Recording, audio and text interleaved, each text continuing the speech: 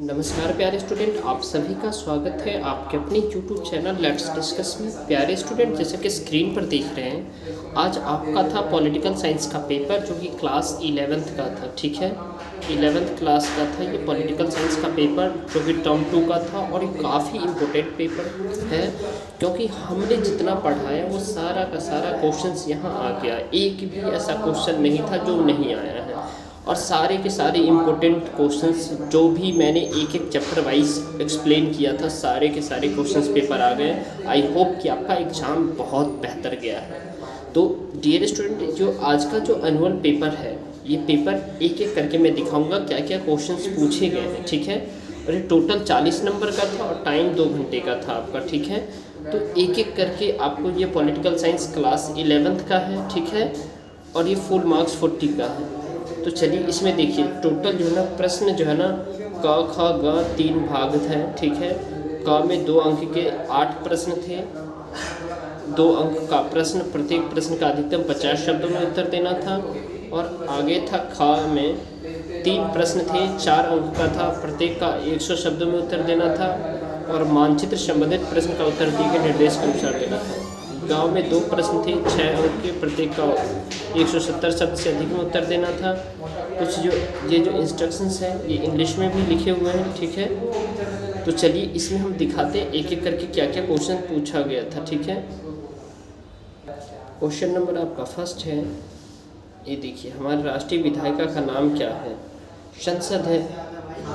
ठीक है, इसके दोनों सदनों के नाम लिखे, लोकसभा और राज्यसभा है। ठीक है, या फिर इसमें दिखना था भारतीय संसद में किन सदनों को उच्च सदन, तो लोकसभा को जो है ना डियर स्टूडेंट निचला सदन कहा जाता है। ठीक है, लोकसभा को, और साथ साथ में उच्च सदन राज्यसभा को कहा जाता है। ठीक है, ये बहुत ही आसान सा पेपर है। ठीक है, मैंने करा रखा है। अगला प्रश्न है, संसद का कोई एक काम लिखिए। संसद का काम होता है कानून बनाना, ये आप लिख सकते हैं। ठीक है, कार्यपालिका क्या है?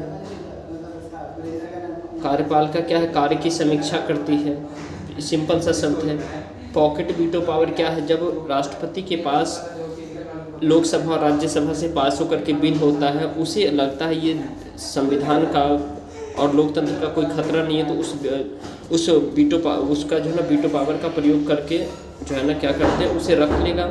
ठीक है, अगर कोई खतरा होगा तो रख लेगा, खतरा नहीं होगा तो वापस कर देगा। तो वीटो पावर ये होता है जो राष्ट्रपति के पास विशेष अधिकार होता है, और उसके अनुसार जो भी संविधान को लेकर के जो नियम बन रहा है, जो कानून बन रहा है, जो लोकसभा राज्यसभा से पास होकर के आया, वो अगर भेजा जा रहा है तो खतरा है, इसलिए करके उससे जो है ना क्या करेगा, पॉकेट वीटो पावर का यूज करके उसे रख सकता है। ठीक है, यूपीएससी का full form union Public Service Commission, IAS का इंडियन एडमिनिस्ट्रेटिव सर्विस। ठीक है, देखिए, तो यूपीएससी का फुल फॉर्म क्या होता है? Union Public Service Commission. IAS का full form Indian Administrative Service. ठीक है, अब आगे है, लॉन्ग वॉक टू फ्रीडम किसने लिखा है? तो नेल्सन मंडेला ने। फ्रीडम फॉर फियर नामक पुस्तक किसने लिखा है? तो इसी में जो आपने वो देखा था, जो मतलब इस चैप्टर में है, दूसरे राइटर है, उन्होंने ही लिखा है। ठीक है, इसका आप पता करके देखिए, कमेंट बॉक्स सेक्शन में बताइए। ठीक है, उसका नारीवाद क्या है? नारी को अधिकार को लेकर के जो आगे बढ़ता है, नारी के अधिकार की बात करता है, महिलाओं की स्वतंत्रता की बात करता है, आर्थिक स्वतंत्रता, सामाजिक स्वतंत्रता की, वही नारीवाद है।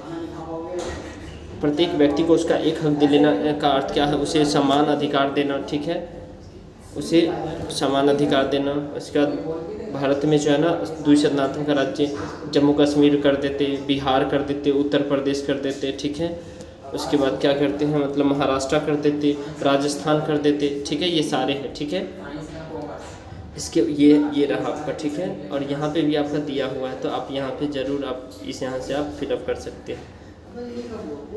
अब देखिए, इसके बाद ये प्रश्न है, एक मत पूर्ण मत। ये भी बहुत ही इजी प्रश्न है, ये भी मैंने करा रखा था। रॉल्स का सिद्धांत तो कितनी बार मैंने कराया है। ठीक है, और आप सभी अगर चाहते हैं मुझसे पढ़ना, तो इसके लिए कमेंट बॉक्स में लिंक है टेलीग्राम का, वहाँ ज्वाइन हो लीजिए। और वहाँ पे मेरा पर्सनल जो है ना लेट्स डिस्कस करके ढूंढ करके आप मुझे मैसेज कीजिए, या फिर मैं वहाँ पे क्लास लूँगा, आप ज़रूर ज्वाइन कीजिए। अगर आपको अच्छा लगेगा तो क्लास ज्वाइन कीजिएगा। ठीक है, क्योंकि मैंने ये सारे के सारे क्वेश्चंस बहुत ही अच्छे से कराए हैं। न्यायपालिका की संरचना क्या है, ये देखिए, सकारात्मक और नकारात्मक कितना बार मैंने बच्चों को बताया है, लिख करके बताया, बच्चे से टेस्ट लिया है। ठीक है, ये भी देखिए, अभिव्यक्ति की स्वतंत्रता, ये बहुत इंपॉर्टेंट है। तो देखिए डियर स्टूडेंट, मैंने आप सभी के लिए काफ़ी अच्छे से मेहनत किया है, आप सबका बेहतर एग्जाम होगा। तो चलिए फिर, अगर आप मुझसे जुड़ करके पढ़ना चाहते हैं तो टेलीग्राम का लिंक है, उसको ज्वाइन कर लीजिए और आप जो है ना फॉलो कर लीजिए, वहाँ पे मैं लिंक दूंगा, आप पढ़ करके देखिए, आपको अच्छा लगेगा तो पढ़िएगा, बाकी कोई दिक्कत नहीं है, ठीक है। और बहुत सारे बच्चे हमारे पास पढ़ते हैं तो उन सबको अच्छा लग रहा है तो पढ़ रहा है, ठीक है। तो चलिए फिर मिलते हैं अगले अपडेट के साथ, तब तक के लिए bye bye, take care, have a nice day.